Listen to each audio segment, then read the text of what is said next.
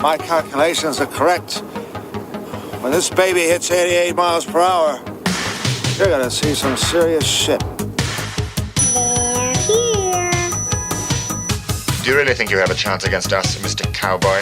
Yippee-ki-yay, motherfucker. It's showtime. Right, welcome everybody to another episode of the VHS Strikes Back. I am one of your hosts, Chris, and my co-host and very good friend is Dave.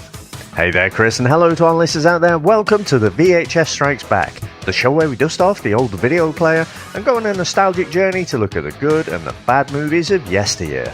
Now, Chris, what are we going to review this week? Well, Dave, it is our good friend and patron Stephen's pick, so we're going back to 1991.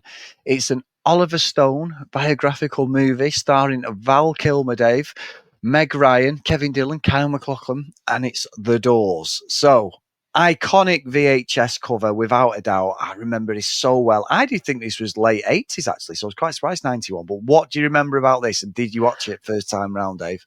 So before I tell you that, can you just say Kyle MacLachlan again? No. Just keep going, Dave. Just the way you said that. It just sounds like a I realised as I scouser. said it. I know. As I said it, I was like, oh, that sounds weird. Oh, hey, Chris, what are you doing? Hey, McLaughlin. Did they get the full rasp then? Right, stop it. Concentrate on the movie. So I feel dirty now, Dave. Yeah. Don't do that to me. So, yeah, I do remember this one quite vividly because, I mean, 91, I'm 14 going on 15. I'm starting to really get my adult thoughts, if that makes sense. I'm starting to grow up to start to transition into a man, Chris, and very much music was a big part of my life. And I think more than the film, I just remember being surrounded by the music, you know, so Light My Fire in particular. I bloody loved that song. And a few years later a couple of years later when I was starting to play guitar, I was starting to play that one, you know, because it's a nice, easy one to play on the guitar. And so, yeah, I just remember it being around, and then you'd see old footage of Jim Morrison, and then you compare it to like Val Kilmer, like, fucking hell, he's like a dead ringer. How's he doing this? And I'd known Val Kilmer since Top Secret. I thought he was a great sort of character actor in Top Secret, and loved him from there. But yeah, it's just, I remember being surrounded by the music around that time, but I'd only watched the film once. And I just remember, obviously, that very end scene where, you get him in the bath and what have you. Yeah. So, it's quite haunting and horrible. But I didn't really remember what my feelings about the film were. But the fact that I've only watched it once, probably my subconscious was telling me I didn't need to watch this again. But what about yourself, Chris? Yeah, well, 91, I remember I just started, I think it was maybe in first year or year 7, as they call it now. And I went to my friends, and so I grew up music-wise, never even heard of the Doors really. Grew up with, like, my dad loved Santana, Jimi Hendrix, Black Sabbath, all that sort of stuff, Deep Purple. It was all that sort of, I know Santana's a bit like noodle rock, as they call whatever it is, pissing about on the guitar, basically wanking yourself. It reminds me of Jeff. I know it. I was just going to say that every time for us is Jeff, and I've sang Black Magic Woman, I don't know how many times, but growing up, so the Doors were never there. Even the Beatles, my old man wasn't really into. But I remember going to my friend's house, and I think Riders on the Storm was on, and my mate's dad and walked, and this obviously because of this movie, must have like pricked his interest to put the music on, sort of thing. And I remember coming in, I was thinking, it's a bit fucking weird. This guy, is it like playing at the right speed? Because Jim Morrison's got such Riders on the Storm. Like, what? Yeah, it was really like depressing song. And it was one of them songs where I think you turn all the lights out and just sit there with a big spliff, like contemplating life. But I never knew anything about him. So my mate's like, I said, what's this song? He's like, it's The Doors. I went, who the fuck are The Doors? And then he was like, I've got this tape. I'll do you a tape. I was like, nah, you're all right. And I wasn't really into music. I never was. It played in a band for 10 years, but it was only got to like 16 where I got into like, I think Blur and Oasis sort of thing. And then I do like the old music. A lot of the stuff I grew up with, I do like AC/DC and all that sort of stuff. But not really a proper muso head at all. So I remember going home and saying to me, Dad, going, well, because my dad, even now, he's got like 2,000-3,000 records that he's kept since he was a kid, and like CDs used to come every weekend. I suppose it was like my gaming obsession. His was like his music. And I remember him getting like really irate, which didn't take a lot for my old man, obviously, Dave. But he was like, "Fucking Doors, yeah, fucking, they were just a fabricated band from America." This was his wording: fabricated band from America. Never forget this, just to compete with the Beatles and the Stones. And I was like, "What do you mean?" He goes, "Oh, they were just fucking put together. It's bullshit. They're not a real band. Fucking rubbish music." And that's like where my taste in music came from. Like, I like, you know, as I've got older, like, I appreciate a lot like the Bob Marley stuff, even the UB40 that Sam loved. My dad's like, "Don't like that music. It's not rock." But so we never, very like narrow minded with my own musical taste. I was thinking, all right, I don't know anything about it. And then my mate did this tape, and I remember playing it, and I love Break On Through, you know, like, Really Like My Fire, not Really Like My Fire, that's fucking Oasis, isn't it? But, that's anyway, the take that. Yeah, that's a sequel. Yeah, Really Like My Fire. I'm doing the moves now. You know what I mean? Like, but honestly, Break On Through is a great tune. And then I love Roadhouse Blues. Even now, Roadhouse Blues is in my, like, I have YouTube music playlist of, like, you know, I have Oasis, the rock stuff or whatever. But Roadhouse Blues is one of my favourites. I love that tune. It's a proper driving, like, you know, I think we did it once, is one of, as you say about Jeff, as like a bit of a noodle for where they were all playing different things. And I was probably singing out of key, but like trying to sing it once at some sort of random jam night. But so I did do it, and I really got into it. And I remember mate giving me the tape, and I played it up a lot, and there was some really good songs and some fucking terrible songs. But there was a phase there where I was into the Doors, and I remember watching the movie probably late 90s, because Sam had it on VHS. She loved Val Kilmer. She always had a thing for Val Kilmer. Like, you know, I think he's an underrated Batman. We've covered that movie before, but I think he's a good Batman. And just always watched. He was good in Heat, things like that. You know, unusual jawline, but I could never get past like how he looked like Jim Morrison. I actually thought on the VHS cover it was Jim Morrison, and then when you look at them both, you can clearly see it's Val Kilmer. But yeah, I'm the same as you. Watched it once. I found it really interesting. Could relate to it because of the music, but never, ever had an urge to watch it again. And I couldn't, I mean, last week I was rubbing my hands going, oh, I'm looking forward to this one, because sort of like too. That, yeah, the music, everything, turning the sound up, you know, the surround sound thing, it's going to be fucking brilliant, this. And just going through that like back catalogue of their songs. And I must admit, I've put some on this week, but I'll be honest, Dave, there's probably only about 4 songs I actually like. There's some proper fucking dross as well. The main sort of commercial stuff is probably what I like, and Break On Through and Roadhouse Blues are probably the only 2 that I would ever play, ever. I wouldn't play any of the other stuff. So it's quite interesting with the movie where we sit. But yeah, really, really interesting way I was introduced to the Doors. And in fact, that my dad just fucking hated it. It was like I'd come home in a Liverpool shirt or a City shirt, Dave. He went fucking mad. I was like, I'm not having you fucking... I'm like, I'm not even into music anyway. I just want to play football and video games. I go and play my Mega Drive, you know, right? But yeah, he was really venomous about like the Doors and how they were like a sort of, you know, like a pop idol or a, you know, X Factor type situation where they were like a band that were created, a boy band or a girl band together. And that's not the truth at all. I don't know where he got that information from, but he fucking hated him.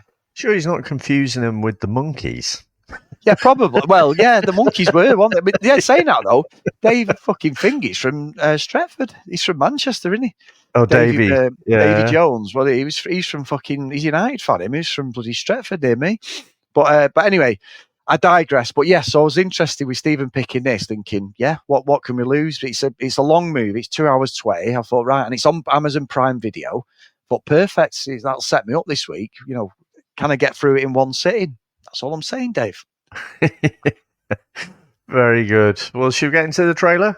Let's go. Everybody in. The ceremony is about to begin. Name, occupation. Jim. Things are about to explode. You can feel it in the air. Planet is screaming for change, Morrison. We gotta make the myths.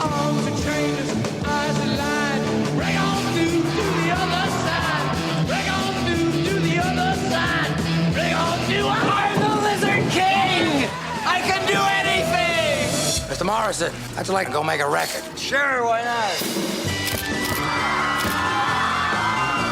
Jim Morrison, the god of rock. The network have told us that they have a problem with the lyric, girl, we couldn't get much higher. They asked if you could say, girl, we can't get much better. Girl, we couldn't get much higher. Yeah! I love it when you sing to me. I'm the poet and you're my muse. You hear them out there? It's you they want now. They don't want me, they want my death.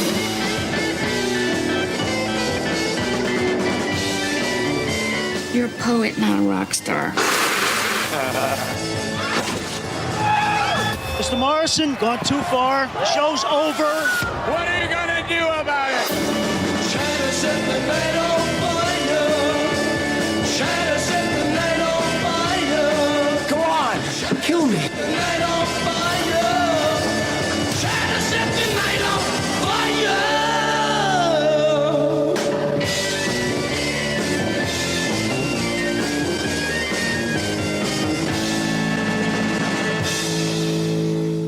In 1949, young Jim Morrison and his family are traveling on a desert highway in New Mexico, where they encounter an auto wreck and see an elderly Native American dying on the roadside.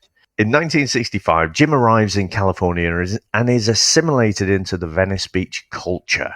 During his tenure studying at UCLA, he meets Pamela and they fall in love, becoming a couple. Now, Chris, what do you reckon to the opening of this movie? Well, Dave, this movie's 33 years old, and it's interesting because you think the 90s, and I know it's supposed to be set in the 60s and everything, but you think like 90s, it's still it's only like 10 years ago, and there's a lot of movies that stand up. For me, this doesn't stand up.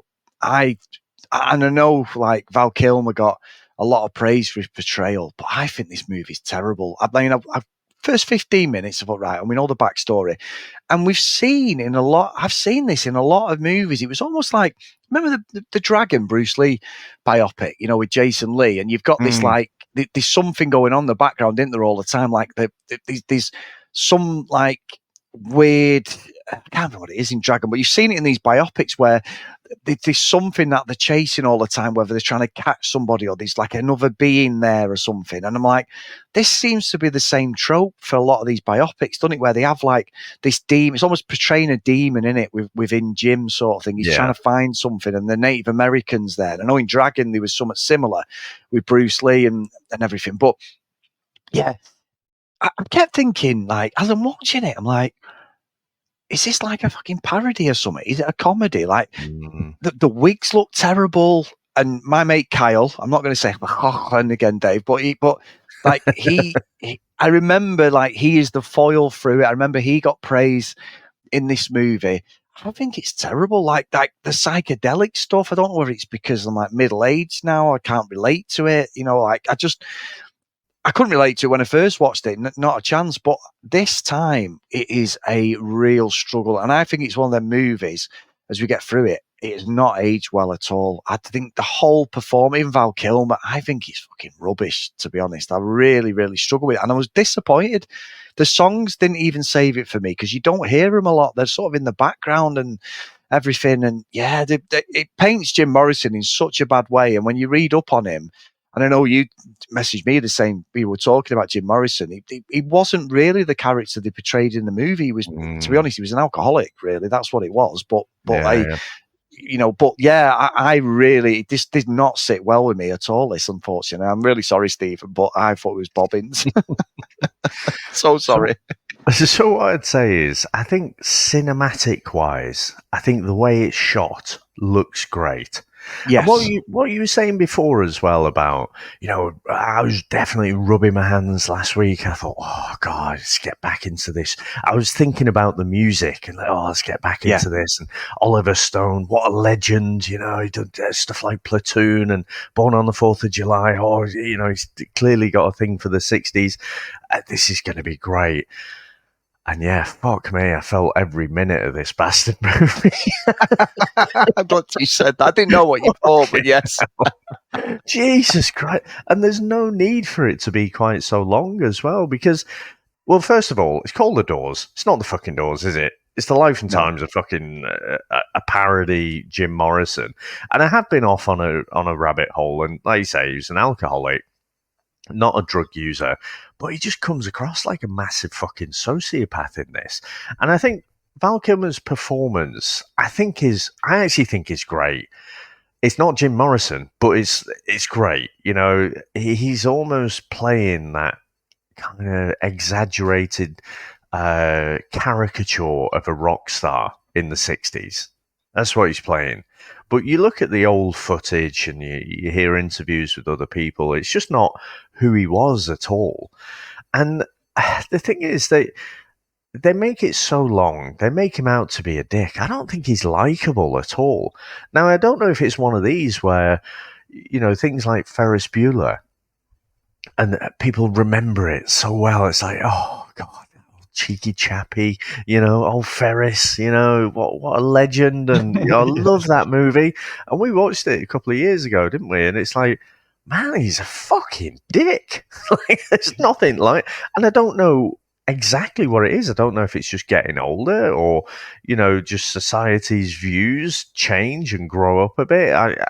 But for whatever reason, it just hasn't aged well. And I think this is as well. I think the way Jim Morrison is portrayed, he's just an arsehole, plain and simple.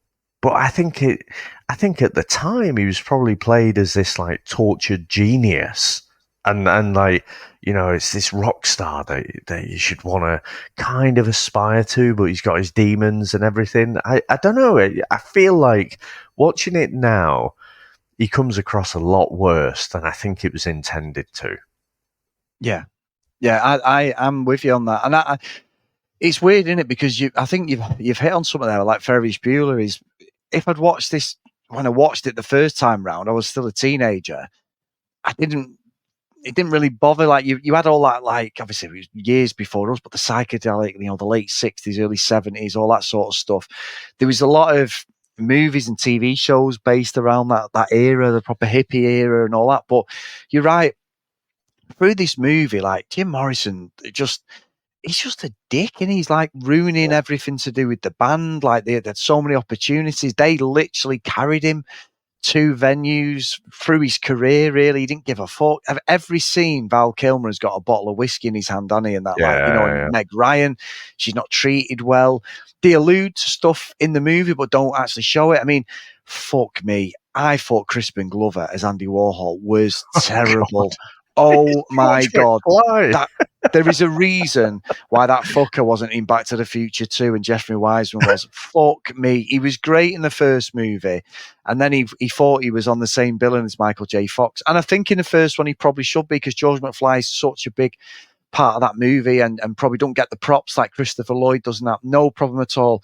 But my God, he is terrible in this. He's got the same haircut as George McFly, but it's obviously like a blonde white wig.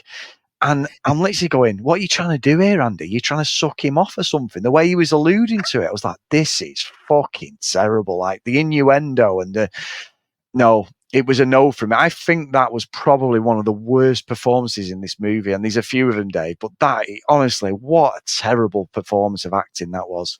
Well, the thing is with Crispin Glover, like in the original Back to the Future, as George McFly, you're thinking, oh, he's created this character. And obviously when it's written on the page, you know, he's sort of George McFly. But the way he brings that character to life, it's all the mannerisms, it's just this iconic character. And you're like, oh, fucking hell. And you hear about, you know, Crispin Glover is a bit fucking, he's a proper like actor, isn't he? He gets properly into it. And I guess I haven't really seen him in much else. And so I'm thinking, oh, he's a fucking legend, you know, Alan Rickman level, you know, great actor. And then I see him in this and it's like, oh, he's the same, right? It's like what you said about Harrison Ford. Like he's the same until The Fugitive, which I'm still rocked by the way. But yeah, it's fucking George McFly again. Oh, right, he just plays the same fucking person. And yeah, I think it was just alluding to homosexuality there, wasn't it? And again, I think that's another thing that there's not a lot of evidence for that, but for some reason Oliver Stone thought, you know, he'd chuck it in. And I was listening to an interview with the writer, and he was being fairly diplomatic, but I get the impression that Oliver Stone's just really tried to change things to ramp up the drama. But my question is, how have you done that to ramp up the drama without making it interesting? So he's changed things to make it more, dramatic and I don't know, controversial, and bring in the conflict. And it's like, why is it so fucking boring then? Yeah. And it is because it's the same. I think what's interesting, you're right, it's far too long. But it's the same scenario. So basically, it's almost like watching an episode of the fucking Walking Dead, innit? Oh, we need supplies, Rick. I'll tell you what, I'll go in that abandoned house. No problem. Go and get your cornflakes and your fucking milk. Oh, hang on a minute. We'll just open the cupboard. There's 50 zombies there. And it was like, you've not heard these 50 zombies in the cellar? No. And they chase them. The end. Next episode. This is what was going on in this movie. Same thing was Jim Morrison's a cock. Little bit of dialogue with Meg Ryan's character. He goes and does a gig, pulls his cock out, gets arrested, takes some fucking drugs, go to a party. Let's go to the next gig. Oh, let's do the same thing. We did the same thing about 3 or 4 times in the movie where they were depicting these gigs. Don't get me wrong, Dave. There's loads of fucking boobicles out at different points. The women are there, tops off, everything. There's basically, it's showing that when you went to a Doors gig, you didn't know what he was going to do. The police were there, he was like anti-establishment. But it was because he was absolutely off his fucking tits on fucking drink, drugs, everything. And it was like, it could be an amazing gig where they're all booing him, or it could be an absolutely unbelievable, never to be forgotten gig, which I think at the end, I think that was probably the best depiction of what they were about. I've got questions though, Dave, because he's got the longest fucking microphone lead as an ex-singer. When he's going around the fucking crowd, which is supposed to be like, I don't know, something like, say, the MEN Arena or the Wembley Arena. Yeah. Where I kept thinking, is there someone behind him with a mic, with an amp? Well, hang on, where's their wire plugging it in? He was just going round singing for about fucking 5 minutes. He must have walked about 200 yards, and I'm like, there's no fucking way. I used to have a 10-meter cable, and sometimes it still won't be long enough, or I'd fucking trip over it. I'm like, fuck off, I'm not having that, Jim. So that was bullshit, wasn't it? Like, also, but yeah, it was rinse and repeat, the same thing. The gigs got more outlandish, and the backstory to where he was in his life got worse and worse and worse. But basically, it was the same thing over and over. He was pissed. There was other women. It was like a fallout with Meg Ryan. Yeah, I'm with you. I felt every single minute of this movie, and I was like, holy shit. And I couldn't watch it in one day. I watched an hour and 20. It's on for 2 hours, 20 or 2 hours. And then I was like, I need to have a break here. This is just not enjoyable at all. And that's no disrespect to you, Stephen. I know you've picked it, and it is a classic for a lot of people, but it has passed me by now at 45. I was really out, Dave, really out. Yeah, I mean, you say about the music being in the background. I will say I've probably listened to Break On Through maybe about 100 times this week. I have added, that first Doors album back into my rotation. So I have been going through that album quite a bit, but in particular, Break On Through. And if you need a bit of a pick me up in the morning, then I fucking love that song. I think in 91, I think Light My Fire was the one that I, gravitated to the most. But I think I've maybe listened to that too much. It's definitely Break On Through. That's the one for me. I do like Roadhouse Blues as well. But yeah, that fucking thing through the crowd did make me laugh. Because obviously these days, you have these not remote control, but these remote mics and things. Yeah. So it could happen now, but not in fucking the late 60s. So, yeah, I thought that was just utterly bizarre. But I don't know. I just feel like Oliver Stone's just got it massively wrong. I saw an interview. It was only like about 2 minutes or something. It was one of those Instagram reels or something. And it was with Trey Parker and Matt Stone, so the creators of South Park. South Park, yeah. And they were obviously doing some kind of masterclass on story writing. And so they were saying that if you write your story and you say, something happens, then this other thing happens, then this other thing happens. basically you're fucked. It's boring. It's just a boring story.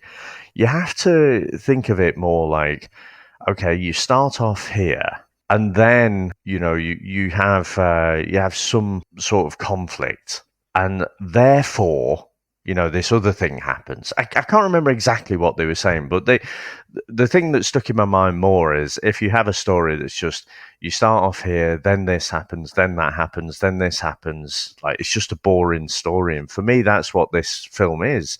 They start off. You have this random sort of Indian thing at the start where you've got this guy who's obviously been run over, but then by the end of the film, it seems like he's sort of made all of that up, but it doesn't stop him having these weird psychedelic images going back to Native Americans, and I just find all of that very weird. But then they're basically writing songs in the house and whatever. They do a bit of they're practicing a bit of Break On Through, and then the guitarist, who's Brett from Pulp Fiction, I don't know if you recognized him, but no, I didn't. That's a tasty burger. Oh shit. Old Brett fared a bit better in this movie than Pulp Fiction, but yeah, and then they're suddenly signed and become famous, and Jim is just a complete dick, and then he's on this destructive path. And Meg Ryan, I have to say, I do appreciate when actors and actresses, they push the boundaries, they go out and do different things. But the thing is, I think, because Top Gun aside, where she had the minor role of Goose's wife, but I associate Meg Ryan with more the rom-com stuff. And I find it quite jarring to see her in this role, where she's sort of the girlfriend / wife, but then she's kind of okay when she opens the lift and sees him getting sucked off by someone. She's like okay with it all, or kind of, but yeah, all very weird. And and then he meets this reporter lady who seems to be into the occult a bit, and gets her pregnant and whatever. And I just found it. Yeah, it was all.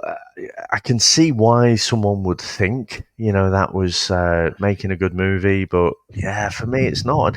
On IMDb, I mean, it's 7.2, which is a respectable score. But watching it now, I just don't think it deserves it.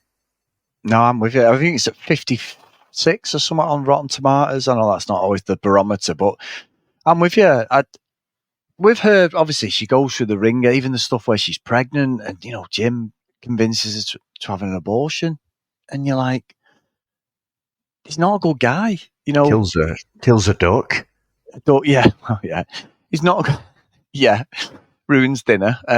He's just not a good person at all. Like, but again, if it was an accurate portrayal, that's fair enough. But actually, it's not an accurate portrayal. It just made it up. Apparently, looking at interviews from other people, he didn't have a violent bone in his body. Now, again, people might be talking with rose-tinted specs there.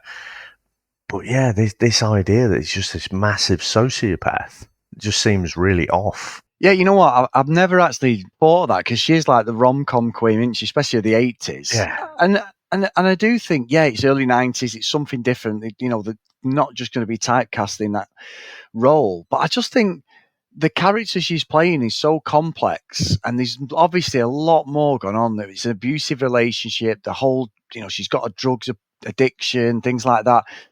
I'm not saying she's not acting well, and I don't disagree with what you're saying, but I just think because it feels like I'm watching a fucking cosplay of The Doors, I can't get into it. And I just feel that a lot of the stuff is, I don't know, it just feels dead. It feels like we're watching different set pieces of a story, if that makes sense. You know, like when you can watch it, this is a bad thing, but you can watch like a TV movie and someone's talking about the life, and then you'll get them saying, right, well, this happened, and then they'll go back 30 years when they were younger, and they're, one of them. So it feels like that. And I think, but the problem is you can't really root for Jim Morrison. It's not like he was the way he is because of the music industry or some executive pushing his buttons and, you know, pushing him into scenarios to be more outlandish. He had a lot of people around him who were trying to help him, and no more so than the band members who basically, you know, he was ruining their fucking careers, wasn't he, as well as his own life. So I think that's what's difficult watching it now. I think maybe that's the perspective as you get older. Like you said, what the Ferris Bueller thing is, he's not really redeemable in any way. I know it's about his life and all that sort of thing, but literally any opportunity, he just want to get his fucking knob out, doesn't he? At like any point, he's just going to get his dick out. It's like, I don't know what's going on, and the whole thing when he got arrested. I remember that, like the Lizard King and all. But when he got arrested and he got, you know, he was going to get sent down and that and all that. But he was all that rebellious stuff, wasn't it? Like, you know, you look at and take a step back, the fact he was in the Doors, but he's just an absolute arsehole, wasn't he? Who didn't have the help. There was no help available then. They were just thrust into the limelight. And that's it. There's no mental health. There's no psychologist. There's none of that, is it? It's just do what you want. And the drugs are just there, aren't they? On hand. So yeah, it is a more a society thing in the creation of Jim Morrison, but ultimately at 27 he was part of the 27 Club, wasn't he? Jimi Hendrix, Janis Joplin, you know, to name a few. They all say he was on, you know, it was almost like it was on purpose, and it wasn't. It was just by chance. But yeah, I found that even when they were trying to depict Jim in a good way, it just come across as a complete fucking bellend. Even with the kids at the party, and he sees a younger Jim and like just collapses. And I'm like, what the fuck's going on? You know, he's like got a beard. It's a couple of years later. You know, he's not the same person. Yeah, very, very interesting and complex character. And obviously a lot of it's hearsay. A lot of the stuff is real. And some of it was like made for the movie and expanded upon. Oliver Stone had a bit of, you know, license on that. But yeah, I found that at the end of it, I was like, yeah, you're a dick, Jim, to be honest. You fucking had it in the palm of your hand and fucked it all up, sadly. And there's two theories I've got. So Oliver Stone either, you know, he took on this project but fucking hated Jim Morrison. Yes, yeah, he wanted to make him look like a massive dick and basically sabotage his whole image. And so, you know, people believe what they see in the movies, don't they? You know, not everyone, obviously, but a lot of people do. So he sort of reimagined his whole life and character assassinated him. Or the more plausible thing is, I think Oliver Stone's going for more that tortured genius thing, but I think he's Ferris Bueller'd it. I think he's, you know, I think he's just misshot it. I'm sorry, again, in my head, right, Oliver Stone is this legend. And we're going to have to do something like Platoon, I guess, soon, because I'm sure he's better than this film. But he's definitely come down a few pegs, you know, in my mental ranking for great directors, because it's just so off. The storytelling is really dull. Like I say, so then this happens, then they do this. You know, you're not rooting for Jim at all. You say about, you know, he's ruining the band's careers by just being so erratic and unreliable. I mean, didn't we talk about the Glitter Band the other week? You know what? I was going to say that before, and I thought, I don't know if this is the right reference, but yeah, our band can fall into obscurity. Yeah, honestly, I was going to mention, I can't believe you've said that. I was going to say it, and I thought, oh, I don't know. Now then. So, yeah, they did release a couple of albums after, didn't they? And again, I think we've both probably beaten this film up a bit, but I do still, you know, appreciate the music. I think Val Kilmer's performance is iconic. You know, it's not the Jim Morrison, but it's almost like Michael Hutchings, isn't it? You know, from In Excess, it's almost, he's playing him like him. So it is iconic, and I do think it is interesting. And, you know, he gets more and more kind of destructive, doesn't he? And again, the storytelling I find terrible. Like, just suddenly, like, he's old and fat and got a beard. And it's like, yeah, all right. But, and all of the Woodstock thing is just kind of mentioned in a bit of dialogue, and Hendrix and all that. It's all just skipped over. But, I mean, part of it, I do love, I think, well, I get to this a bit later in the song. I would love to transport, like Marty McFly style, back to the 60s to just experience a little bit of it.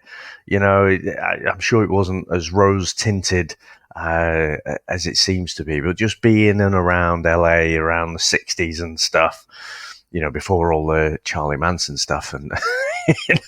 But just experience that time of it. It just fascinates me that whole time. And like Hendrix, just was obsessed with Hendrix for a good few years. And I think they could have made more of the Woodstock thing, but they didn't. I mean, they obviously got loads of extras and stuff to make the concerts. We talked about this mythical fucking longest cable in the world. Which physics would stop happening? You can't make the cables that long. But yeah, it's still quite tragic at the end, isn't it? I think that shot, and I do think the way it's shot is very good. The way it kind of pans around, and you see he's just there in the bath, and Pam's kind of weirdly acting like it's almost inevitable. But I do think the end bit is quite iconic, well shot. But you alluded last week, Chris, to he might not be dead. Well, Dave. Well. So, yeah, the rumor was, because obviously he was in Paris, there was no autopsy performed. Within 90 minutes, he was basically the gone, body never seen again. There was nothing, and he was buried literally within hours. Basically, he's buried in Paris. So the big conspiracy was that he faked his death, Dave, and has been living. Whether he's still alive now, I don't know, but was living for a long time in various parts of the world, Dave, even with pictures to back this up. Now, Chris Phelps, roving reporter here, Dave, goes with it's in the first article, but there's been many conspiracies about Jim Morrison saying that he just wanted out the limelight. Very Elvis in, delivery sort of thing. Did he appear in Planes, Trains and Automobiles in the background? Exactly, Home Alone, if you don't mind, Dave. But yes, it's Home Alone. Oh, no, but Jim Morrison, I mean, not Elvis. He may have done, I don't know. It's not really Val Kilmer, it's actually Jim Morrison in this movie, played himself. But yeah, that was the big rumour, because he was living with, obviously, Meg Ryan's character at the time. She found him. They said heart attack. Then some were saying because there was no autopsy, was it a drug overdose? So there's loads of, it was a massive movement. And sometimes, I know with conspiracies, it's a case of you don't want to believe that they're dead, if you know what I mean. But I have been down this rabbit hole. Elvis is alive. The Paul McCartney swap, for Paul McCartney, Dave, left-handed bass player, became right-handed, grew 2 inches, We're not quite at the musical interlude, but obviously I was being a bit silly. And was it last week we were talking? Maybe it was on the reality one, maybe it was this one last week, and we were talking about the conspiracy theories, and I couldn't help but let my mind wander. We haven't created a new project for a little while, but I did think about, okay, we could have this whole project. You have your conspiracy theories, and I basically tear them to pieces. And so, which wouldn't take long. I wasn't playing. That's what I was thinking. It's going to take me like 5 minutes. There's no prep required. But I did put together like a little, not quite a jingle, but like a little theme tune for this project that probably will never happen, but it did amuse me to put it together. So here we go.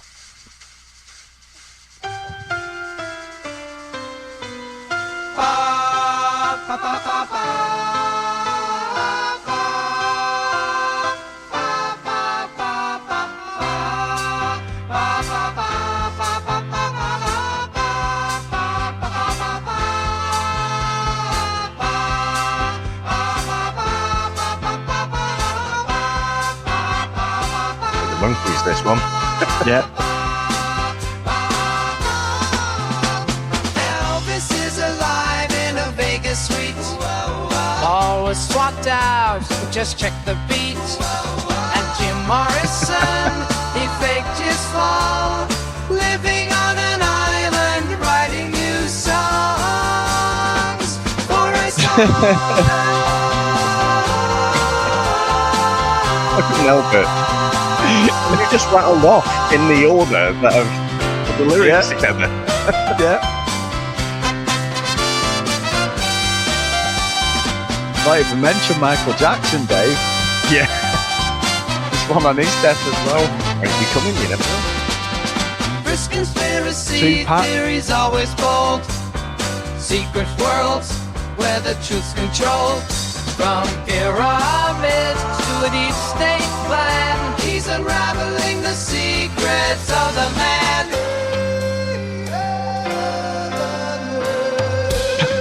Frozen here. But Dave's not buying, not a bet. He's on with facts and calling bullshit.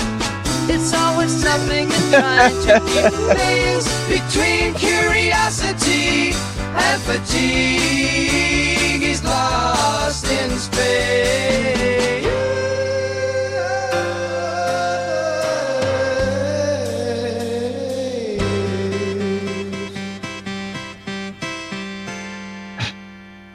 There you go, Chris. So obviously we've probably not got time for this, but it is that little nagging thing in my mind to have this separate little podcast project.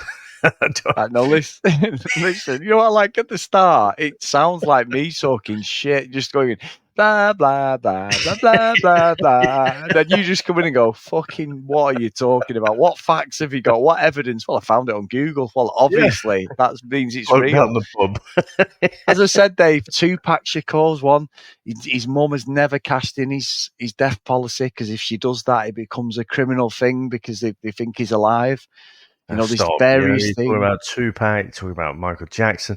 Honestly, you get my juices flowing, but we've got no bloody time. But honestly, I do I do want to put a pin in it and maybe come back to it one day. I would love to hear your theories, Chris. Probably more crazy than anything. Listen, I don't sit there every fucking night on conspiracy theory stuff. I don't, but I have gone down a few rabbit holes. You do love a conspiracy, though, don't you? I love it. You love it, yeah. The Elvis one, especially, and then the picture of Elvis's body was supposed to have been melting in the open casket because it was a waxwork that they'd used, and his name spelt wrong on his grave. There's supposed to be a picture of Elvis on the actual watching like the funeral go by and all this, and there's all sorts, Dave. There's all sorts. He was a twin. Keep your powder dry. I am. You're going to JFK. I'm just wearing my tinfoil hat now. There's so much potential. But you say about Elvis's grave and stuff. So the very last shot of this movie, you know, takes you to Jim Morrison's grave.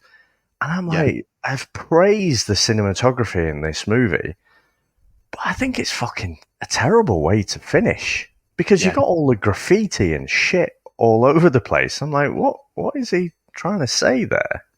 I don't know. It just seemed like a really weird one to finish on. Yeah, apparently it's not like that now. They've got rid of all of it years ago because people were coming and chiseling off bits of the fucking headstone and stuff. His thing to keep as mementos. People do anything. It's all barriered off now. But yeah, and it seems like he's just shunted in the corner somewhere, doesn't he? You know, like, you look at if you look at like the Bruce Lee thing, which a lot of people have been to, that is really respectful. I know it's Bruce and Brandon now, but really respectful. You can go to it. It's in Seattle. It's really nice. But that one, it's almost like, you know, there's the full headstone of Jim Morrison's head, but it's almost like he's in the corner somewhere, just like, he's over there. It was weird, fucking bizarre, you know. Absolutely is. But Chris, should we get into our final review? Got a good feeling about this one. What, the conspiracy?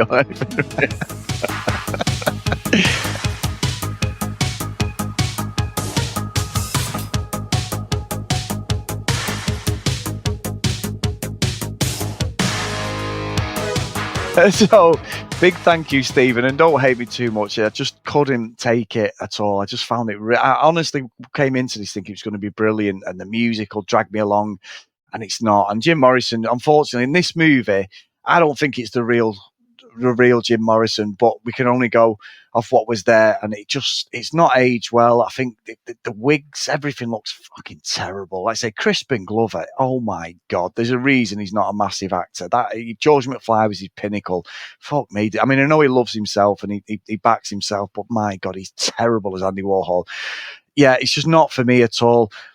I think the music saves it from me sending it to older on, though. I'm going to put it in...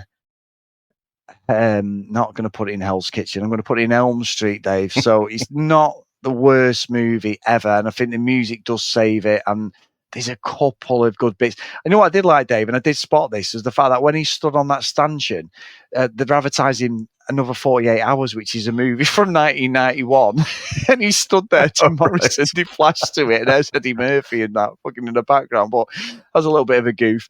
I did say, I was like, I'm sure that was 48 Hours, and then it's like, yeah, it is. But no, honestly, it's not a great move, and I definitely won't be watching it again. And it's probably, I did think it was a good movie going into this and watching. Oh my God, no, it's absolutely terrible. But anyway, what about yourself, Dave?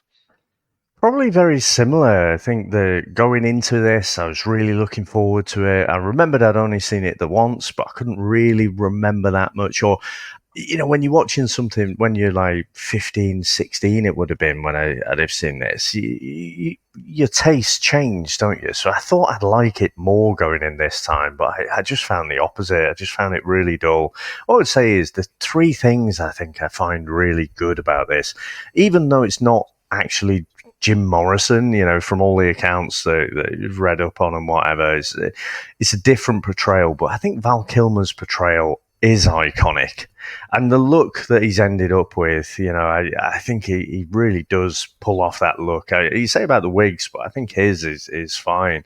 So I think Val Kilmer's performance, obviously the music, it plays quite a prominent role throughout the whole movie, and so it's prompted me to add The Doors back into my playlists and rotation. And I mentioned about the cinematography as well. I think this looks fantastic. Now, it's obviously a 90s portrayal of the 60s. Not quite as obvious as the Another 48 Hours goof there, but yeah, so those are the three things that I do think are great about this movie. But it's just way too long. The fact that most of it's bullshit, you know, and it's not just stretching the truth, it's just completely making shit up, bugs me a little bit. But just the biggest crime is just how boring it is. And just fragmented from a storytelling point of view. It's like, writing a few songs in the front room. Then we're massive. And then Jim's on this self-destruction path. And then he ends up dead. Like, and it's just all these weird psychedelic bits in the middle. So I just really didn't think it was great. And I thought going into this, it was going to be great. So massively disappointed. I'm going to send it to Elm Street as well. It just, again, it's rated higher than that, but I'd like to, if people do watch along, and I know some people do, then I'd be curious what other people think, because we're almost right on the same page with this one in terms of going in, expecting to love it, and actually just finding it really dull. Yeah. It'd be interesting what people think. And Stephen as well. I want Stephen's feedback, please, mate, as well. If you can send us a message in Discord or on Patreon, that'd be great. Now, Dave, it is another Patreon pick, and it's our good friend Herb as well. So it's keeping with the Aussie movies, Dave. A movie that is at 91% on Rotten Tomatoes, an 8.10 user average score. It stars Mr. Mel Gibson. It's an Australian war drama film that is, even to this day, 40 years after it came out in 1981, is still regarded as one of the best Australian movies ever. So this one, Dave, is called Gallipoli. So let's get into the trailer. Never seen this, Chris, and really looking forward to this one, actually. You know, I love a bit of Mel Gibson. I don't think it's going to be a happy movie. No. I've seen bits of this, you know, little bits of Mel Gibson. I think it's what, I know Mad Max was around to it. He really put him on the map list, didn't it? Right. I know the battle's like a massive fuck up. I'm sure Churchill was involved somehow. Yes, World War One, wasn't it, and stuff. Yeah. Comes a story you'll never forget.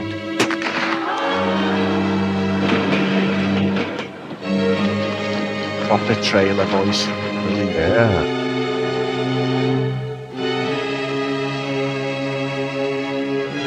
Developing a Lethal Weapon 5, Dave. It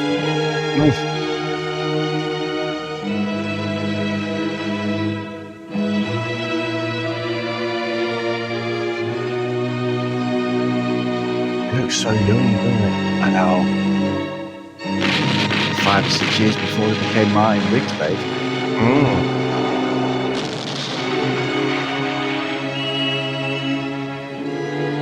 Yeah, this is going to be a hard watch, I think, this one, isn't it? I think so, yeah. Chariots of Fire right at the end there. Yeah. It's just under 2 hours, though, Dave. Luckily, it's not 3 hours. That's going to be, going to have to get up on energy to watch that one. It's going to be a rough watch, I think. But yeah, no, really looking forward to it. It's something a little bit different. So yeah. And sometimes surprises us, Dave, doesn't it? So, it does. Yeah. You know what I mean? That's what, and just by quickly searching for it, there is an absolute HD copy on YouTube, Dave. So that is perfect for Mundo.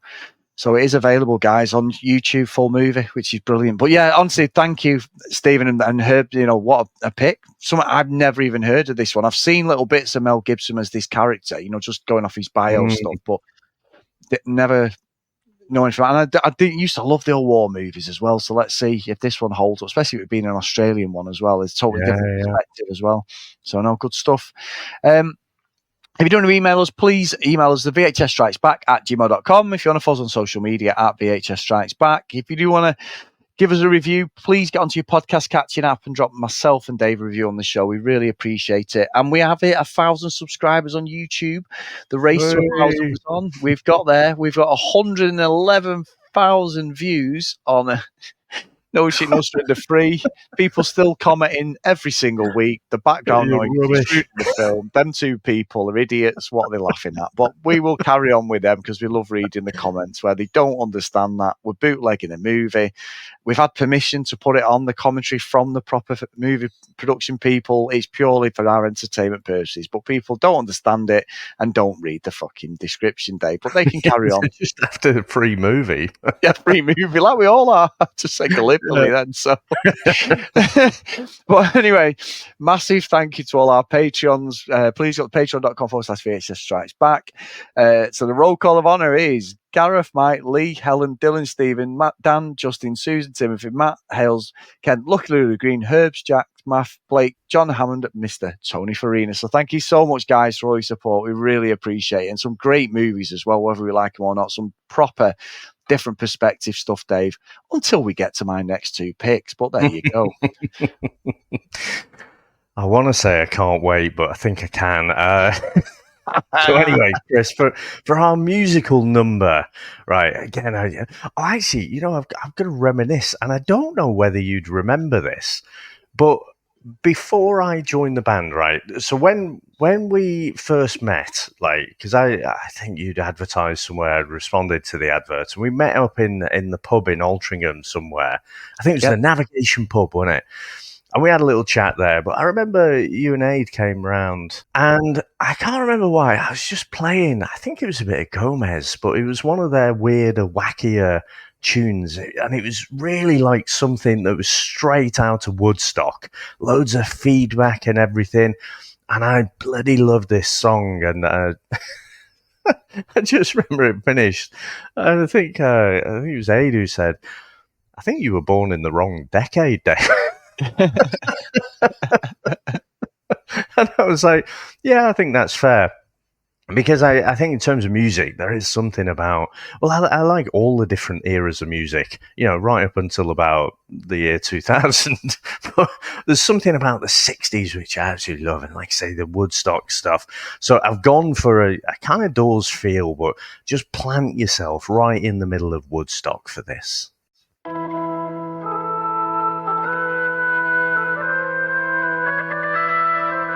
Oh, that's proper Doors, that Dave. That orchestra feel. Like Hammond organ. Yeah.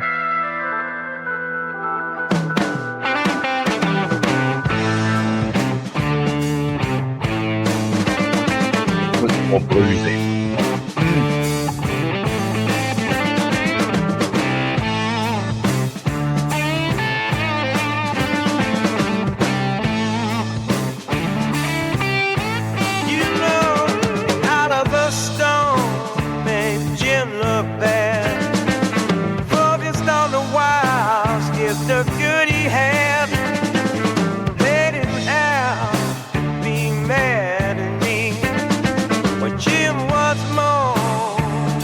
what we've seen.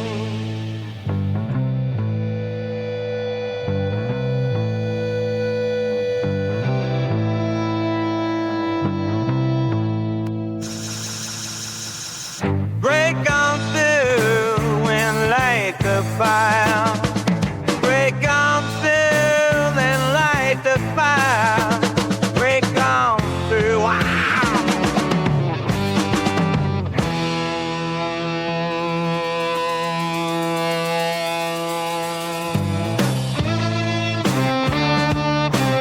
Oh yeah.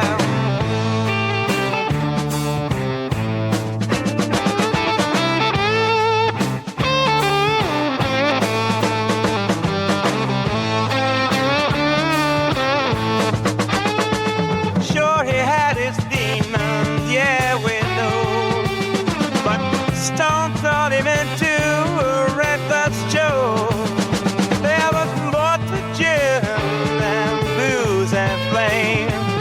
But Stone just played the crazy game. Break on through and light the fire. Break on through and light the fire. Break on through. Wow. Change coming up. Oh yeah. Nice.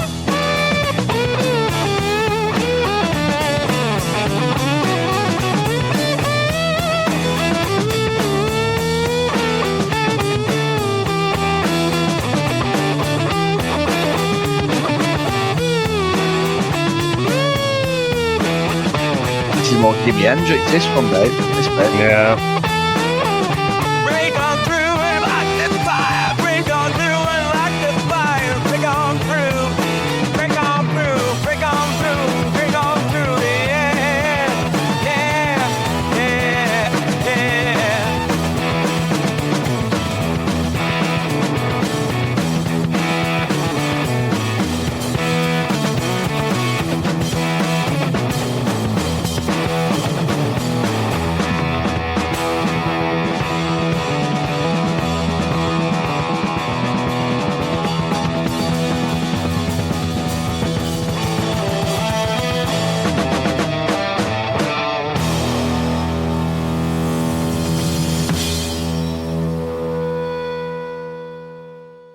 Like it, Dave. Fucking, I absolutely love it. I just, it sounds daft, right? But I got goosebumps when it changes there.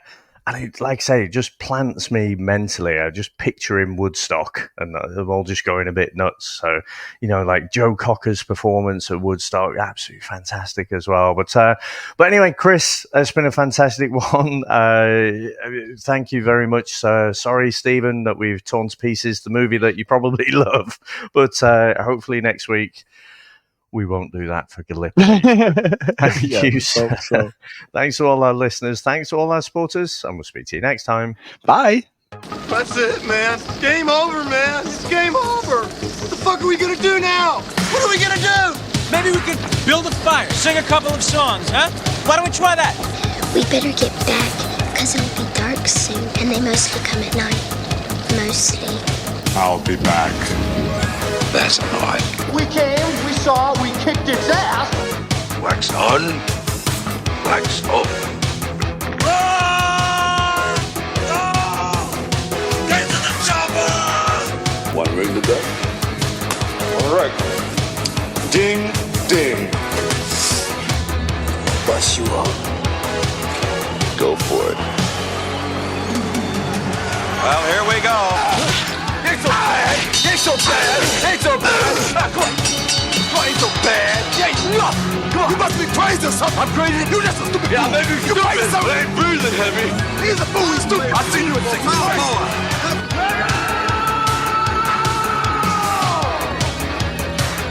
I must break you.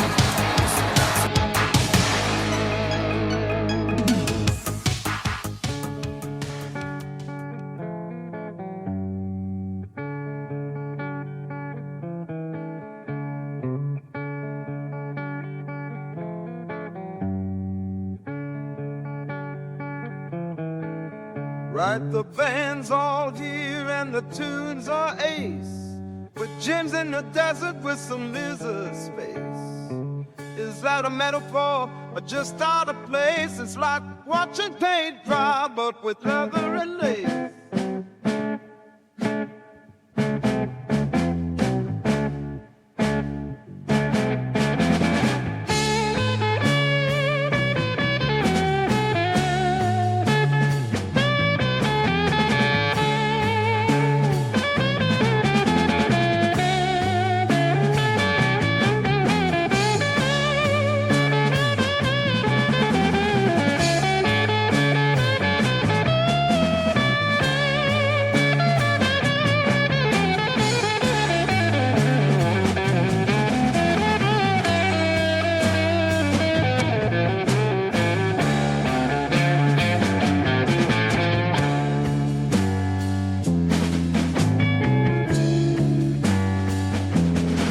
You know that Oliver Stone was really on one. Decided Jim Morrison was the chosen son. Val Kilmer's here, oh, isn't that fun?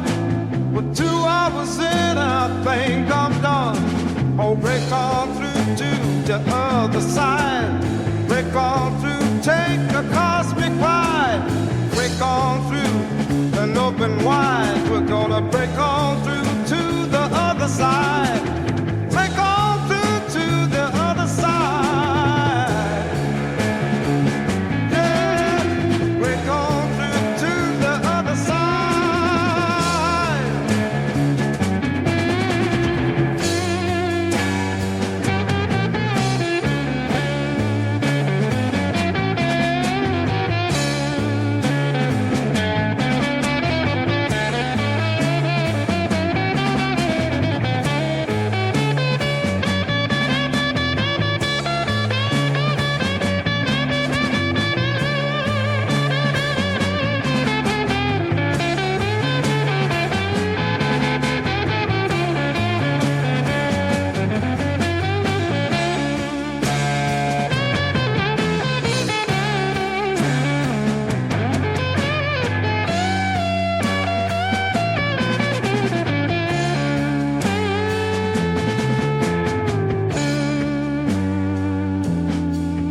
Right, the band's all here and the tunes are race.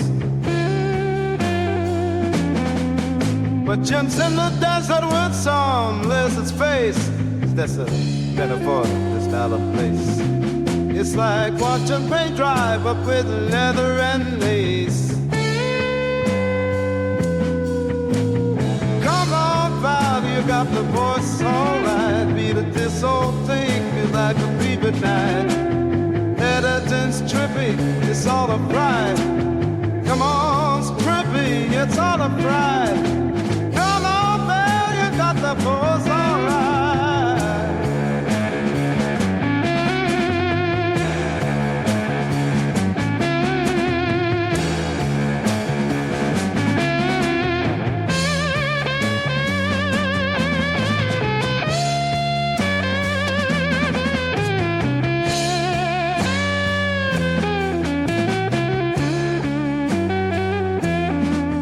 Now don't get me wrong, I love a good jam, but this movie's got more pictures than sound. I am Mike Caine for the music, stay the plan.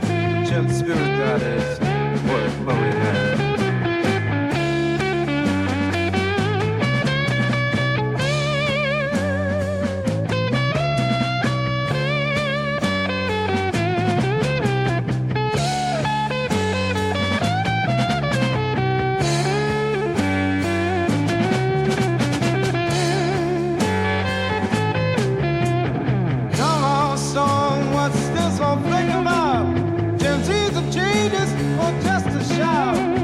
There's a fortunes that'll help it out.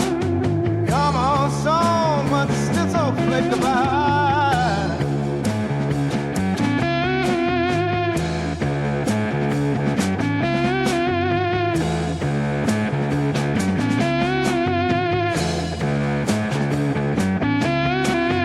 Break on through to the other side.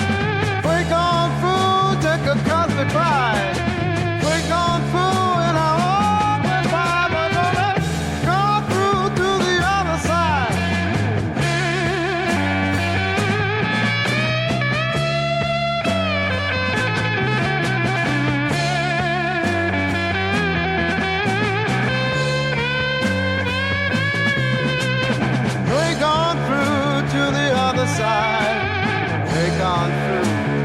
Cause